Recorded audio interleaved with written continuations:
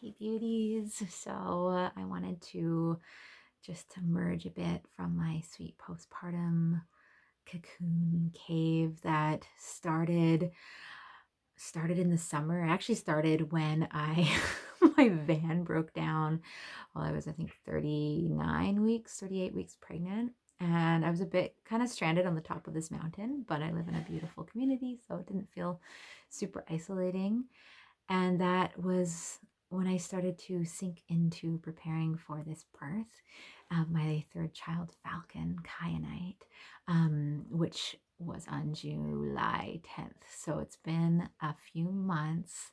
My flood of grandparents and guests have just left after having 3 solid months of postpartum care for me and my family, as there is a little cabin available where we live that was just a walk away through the little trail. It was pretty cute. My youngest daughter, who's about 2.5, would wake up in the morning and just run off, in her pajamas with her little book and her basket to go visit Tutu. It's my mom, as she calls her, where grandma, my mother-in-law, was staying too.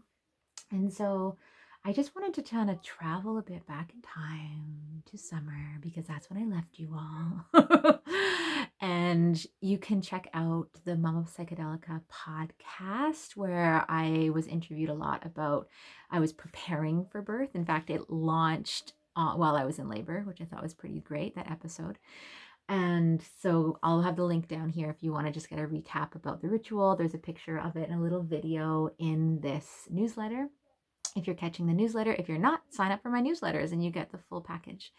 And of the image of this beautiful altar that my dear sistrins created by the beach, where they were following this vision I had of having this kind of circular flower nest in the sand that had an umbilical cord to the sea. And we did rituals with, there was honey, there was divination, there was flames, there was dolphins. It was, epic experience to prepare me energetically and magically and emotionally for the birth journey that I partook on. And so in this little video, I just wanted to share a bit about that journey for me, what it was to have a free birth and free birth turning into a hospital intervention as well. And just feeling really grateful for all those resources internally, externally, and magically that helped guide me and my family through this portal of birthing our son. And so after the blessing way, I did all the things to prepare for the labor. I was able to score a birthing pool, which was amazing because I really felt called to work with water for this birth. And in a nutshell, I gathered 3 witches who were going to be my closest allies and container for my birth journey. And they were chosen specifically for different ways that they would hold the space that I felt was needed, from the domestic, practical, magical, emotional liaison between me and the people I live with and the outer world. And then we had a traditional birth keeper and ally that was there. And so I will say in this small little video that in my situation, I had written about, I think one of my last newsletters was about just realizing that we're in a pretty delicate situation here on this small island, on Salt Spring Island, here in the Coast Salish territory, where midwifery care has been going through a really challenging time of being actually resources have been pulled back to fund the midwives that we need. So there's been a lot of birthers that have had to kind of either choose to birth off island, even if they would have originally had a really healthy home birth, because of not feeling comfortable doing what I did, which was free birth and creating my own support network. And then having to find Airbnbs last minute in the summertime, spending an absorbent amount of money just to wait for your baby to come in a foreign place that you're not comfortable with. There's a lot of people that would do that normally, but because they're prepared for it, but all births were deferred. So just a little background. I've already free birthed one of my children, which was a birth that had no medical intervention or even a official facilitator or carer or midwife present, just my chosen support network, with my first daughter, which went amazingly in Hawaii. And so this birth was, curated because of that experience of being like, I'm not leaving the island. My husband actually can't take weeks off work. That's not an option financially for our family. And I feel like I have the foundation inside of me to be responsible and to take birth into my own hands and into the care and love of my community. That's my background before I tell you this story. So, and I also want to say that that's a privilege and that is a choice that I don't believe anyone should make because of being forced into it because of lack of available care. So, that being said, I did choose to have a rockin' birth team, and I had been feeling like I need to get them all together before I actually went into labor, and so finally, like, the 9th hour, we all gathered and we worked on, I don't know if you can see it, it's kind of right there, making a drum, which will be in the picture. That was kind of a way of putting our prayers together and weaving something for our newest babe to have, and also to drum while in labor, and to kind of anchor in the prayers that we did together to prepare ourselves to holding space together. One of the reasons why I had 3 kind of priestess allies holding space for me that were close sistrins. And then I also, like I said, had the traditional birth helper, who's also a dear friend, holding that more of that care for the greater responsibilities of what can happen. Somebody who has 20 years of experience in the birth world. Because it doesn't matter how many kids you've had. My great grandmother died in childbirth. So, of her, like, after having many successful births. So I think it's really important to just put that in there. And so we made our drums, and sure enough, I went into labor that night. It was like, okay, now we can have my baby. And it was a really beautiful, slow, gradual labor, which is what I wanted. I mean, slow for me, it's not, it's not a 48-hour labor, but I had really wanted and asked for my body to just take her sweet time with this process, because my last child was born in not very long. The labor was pretty quick. I think it was 4 hours, from first mild contractions to including active labor. And it was just too fast. It was like fast and furious. My Leo was like really sunny and intense, and like a really intense experience was, and so I wanted to slip and sink into the sweetness of this ritual that is labor. And so I got that. My water broke at 1:11 in the morning, cha-ching, and I was able to drum in the sun while having early labor. I was able to, prepare the space and the water, and through this quiet night while my children slept, as the magical women entered into our space and actually would slowly start transforming our living room to my standards, more and more fabrics around all of our windows, and yeah, the labor in a nutshell is just beautiful. It was strong and powerful, and I had all the right care and support, and was able to birth in the water, and I was able to connect with, I was able to catch my baby and twist my, like, what do you call it, flip or repivot, position my baby while they were emerging from me, which was really cool because they were twisted. And yeah, so I don't really want to get into too much details here, but I will tell you that was wonderful. I had my husband and my eldest daughter in the tub when the baby was born. Was able to kind of sink back after, and just being surrounded by the women around the birthing pool. Also kind of like holding the pool because it was deflating. That's all right. And so we were able to have this sweet kind of, bliss hormone moment on the bed. And then thankfully, because I had a trained professional with me, she was able to notice that, just tracking my blood count, like weighing the blood out. So for anyone that is attempting to have a free birth, I really encourage you to have a scale so that you can just weigh how much blood is coming to make sure that if you're hemorrhaging, you're not hemorrhaging to the point that it's not normal. So it was getting to that point where it was not normal, and very lovingly, my friend and the birth care keeper was like, okay, I think that we need to feel into what's going to happen next, because all of the protocol and ways that we were trying to stop the bleeding wasn't working. And it was something that she had never seen before. And I actually had a friend that had a drum journey that had a lot of what happened in my birth in the drum journey, but it was so specific that whenever I asked her to do a drum journey for the labor, and I'm so used to journeys being very symbolic that I didn't actually anticipate that everything she saw was exactly what was happening. So what ended up happening was we made the decision to take me to the hospital and call an ambulance.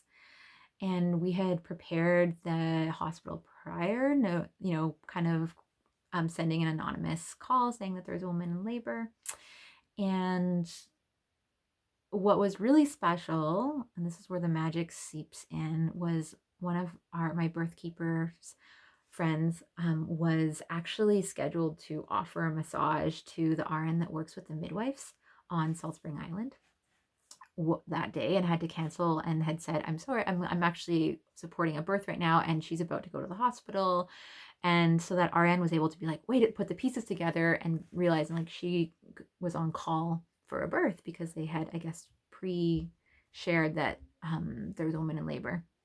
So knowing that, she was able to actually pull a bunch of strings underneath the surface and get the midwife to attend to greet me when I got to the hospital, which was really special. And I felt like I cracked the system because the midwives were technically not supposed to be at births because of all this bureaucracy, even though they're available, and they just didn't have enough. Anyways, it's super annoying that we literally have midwives that exist and are ready to support, but there's not enough funding or care to make it happen.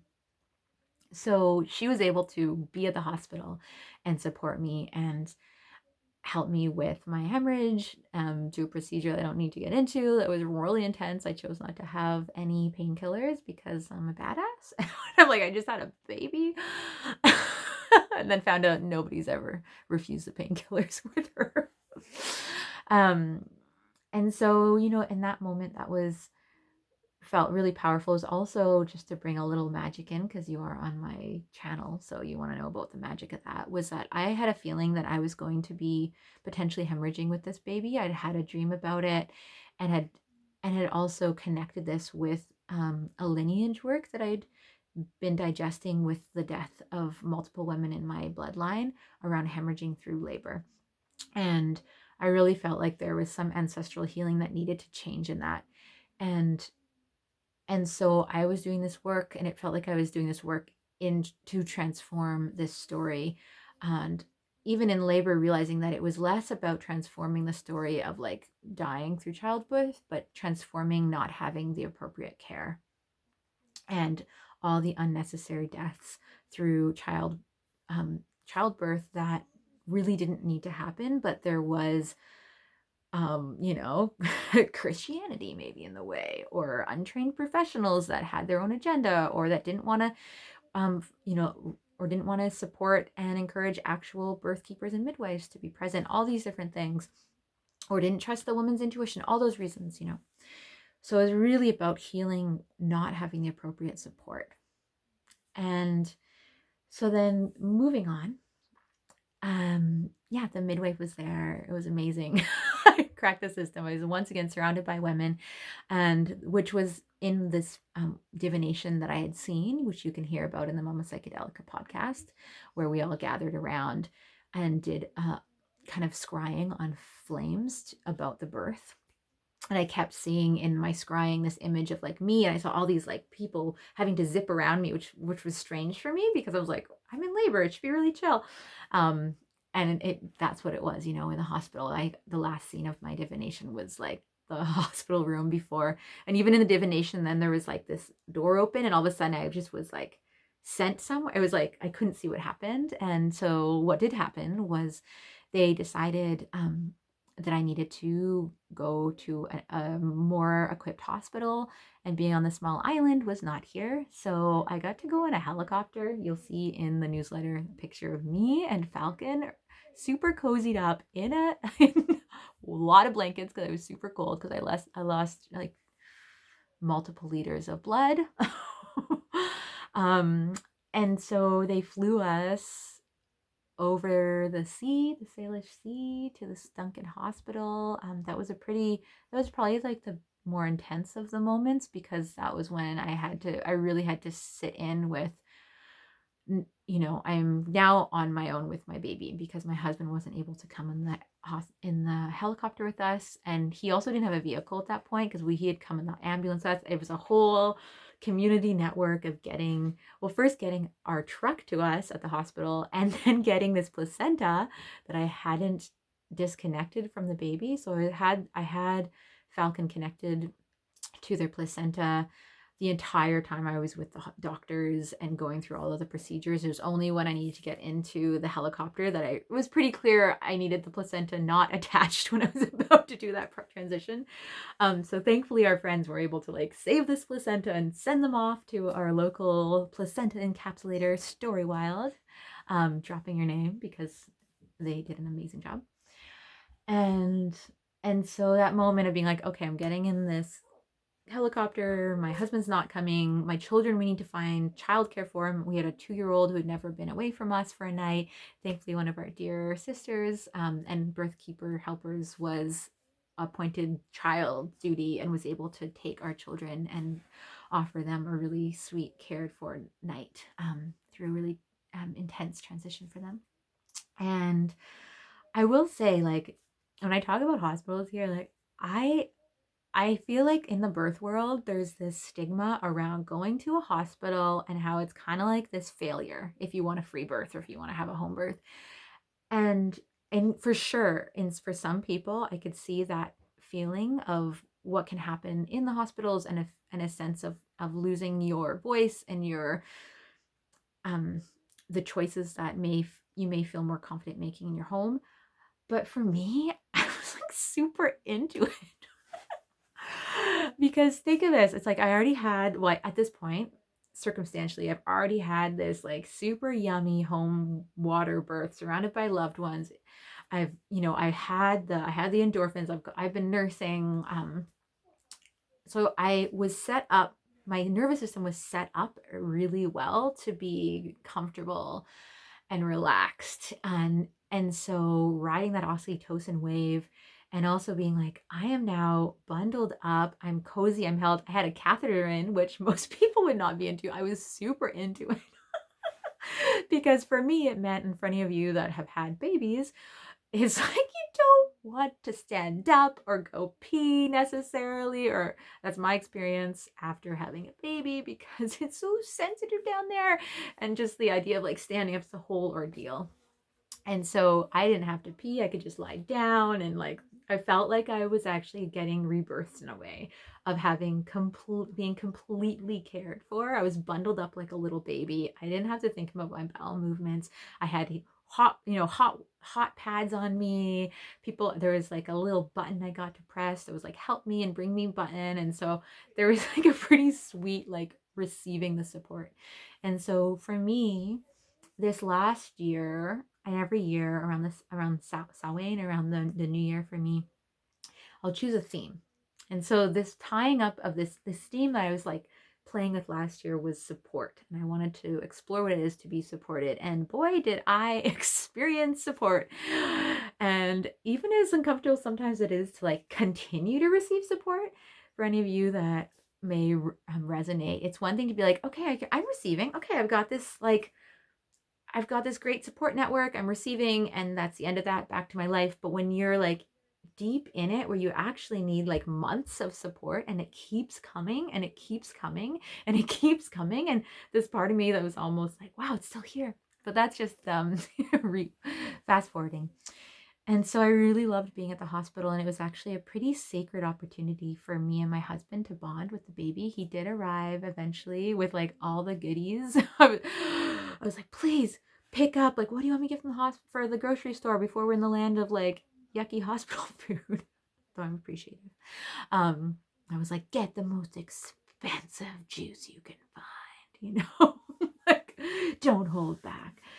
And so we were able to be in the hospital together with our new baby and just have a really calm, slow. We were in our own room. We had a window. Surprisingly, we were in the birthing ward. I couldn't hear anyone giving birth. I asked them, I was like, is nobody giving birth? Like, what? They're like, no, there's like 9 babies born.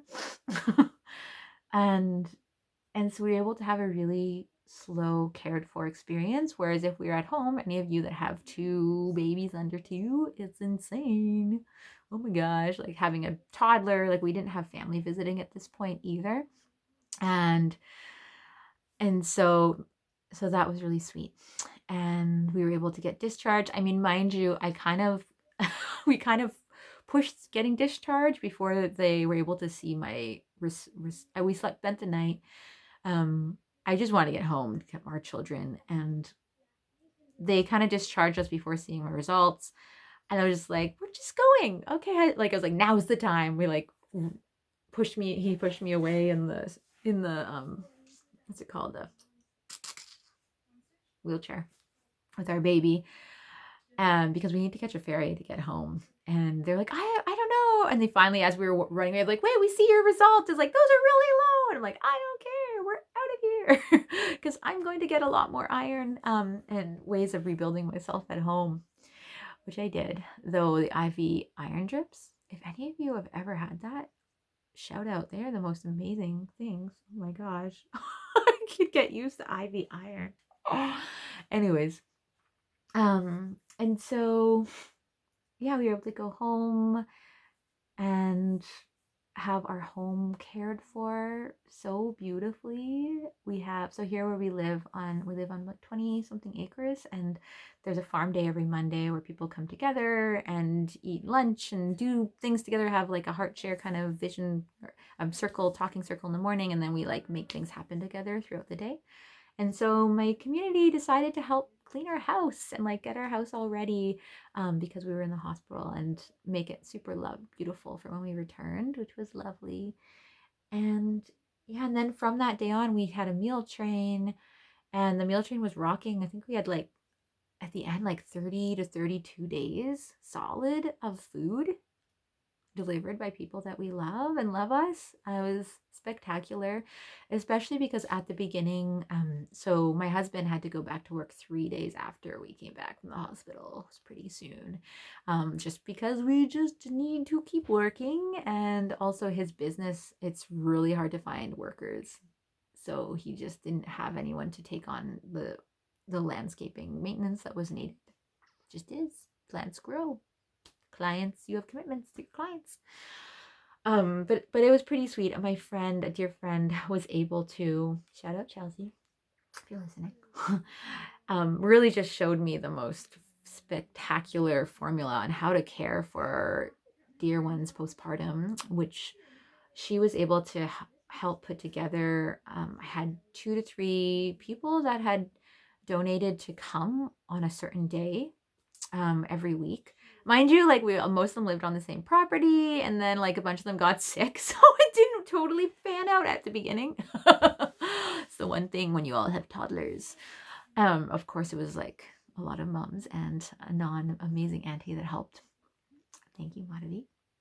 And so once a week, I'd have someone come at a time that I knew, and they would just like help me love up my house and care for me. So it was like I had this whole team of like postpartum care. And then I was actually able to get a grant through the Birthing Family Society, which there's still some available if you're listening and you're on Salt Spring and you know someone, or you are someone that could really use some postpartum care but are not sitting financially super prosperous right now to invest in that yourself. And so I was able to get a grant for, I think, like 20 hours of postpartum care as well, which was amazing. Thank you, Birthing Families and Sadie, for all the work in doing that.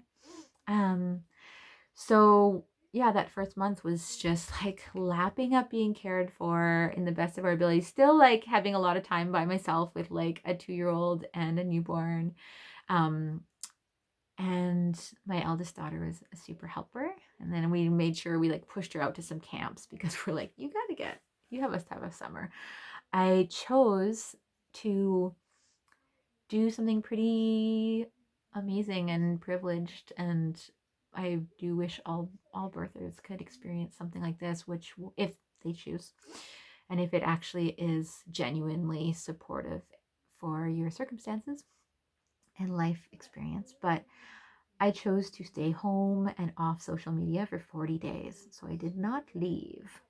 Mind you, home being like this epic 20 something acres with orchards and community and, like it's a pretty cushy, like when I say home, it's quite an environment of care.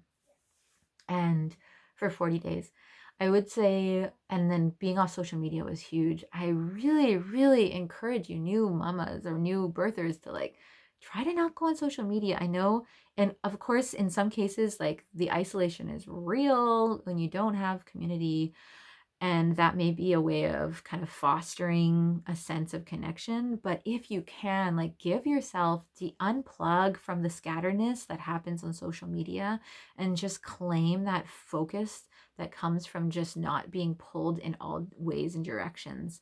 I highly encourage it. Highly encourage it. If you're like me and have a really hard time not getting tangled into all the different like needs and asks and opportunities, etc. So 40 days at home, food delivered, beautiful people that I care for coming and visiting, building my iron. I mean, I'm making this sound like it's all super beautiful and magical and always. It was also quite intense. Like I was legit depleted. I was very depleted.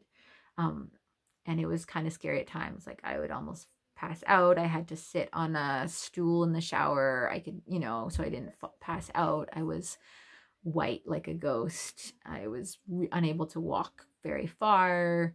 I definitely couldn't go upstairs. I was really needed to be really slow. I overdid it once and like passed, like felt passed out quickly, blacked out for a moment in front of my friends, trying to like participate in something on the land. um, so yeah, iron loss is real, blood loss is real. It takes a really long time to actually up your hemoglobin levels. So if you know somebody that has lost a lot of blood, like really encourage them to be present with how long it takes to regain those levels. And it's not an overnight thing, it's months and months of like diligence and taking iron supplies and all that. You can ask me more questions about what I took and I became a connoisseur of iron for sure. So anyways, enough rambling. Yeah, so then my mama got to come, which was amazing, and was there for that like next hump. She's of postpartum care, and so like that was, I just wanted to share, yeah, that those 3 months of having 3 months solid. So I think we were like a month and a half, maybe a month and a half of having no family around, and then 3 months solid of having, yeah, grandparents renting this little cabin beside us. Right? Awesome. Full on though. Awesome.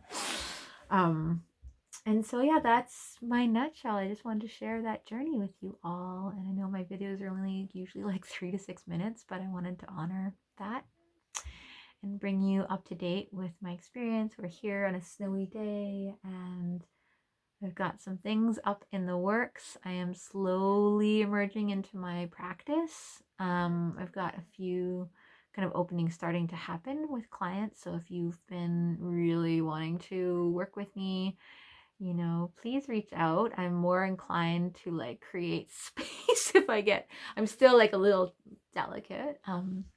So I'm not like launching anything huge. I will be doing a class that I do every year, Calendar Magic, around the solstice, online and in person. But more of what I have been up to. I just wanted to share the birth story here.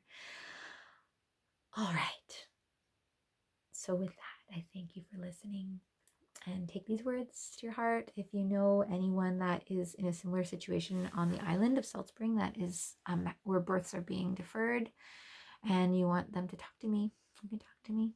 I have my own unique experience, obviously. There's opportunities for different care available. All right. Aloha.